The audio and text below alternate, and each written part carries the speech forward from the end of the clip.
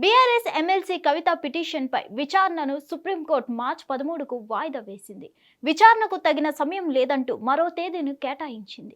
ఢిల్లీ మద్యం కేసులో ఈడీ ఇచ్చిన సమన్లను రద్దు చేయాలని కవిత సుప్రీంకోర్టులో పిటిషన్ దాఖలు చేశారు.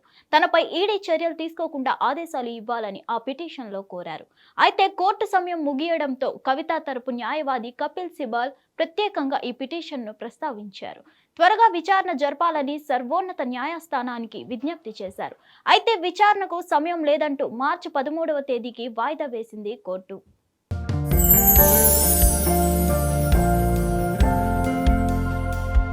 లవ్ ఈ అందమైన 4 అక్షరాల బారిన పడని మనిషి ఉండరు, మనసు ఉండదు.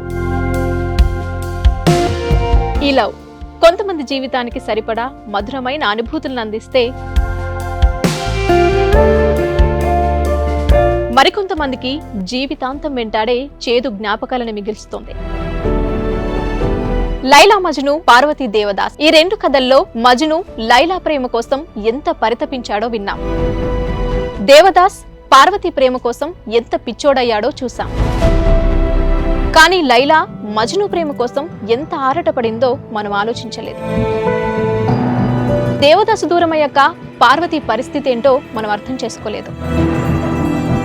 ప్రేమ నుండి పెళ్లి వరకు వెళ్ళలేకపోయినా ఎంతో మంది అమ్మాయిల బ్రేకప్ స్టోరీస్తో మీ లవ్ టుడే.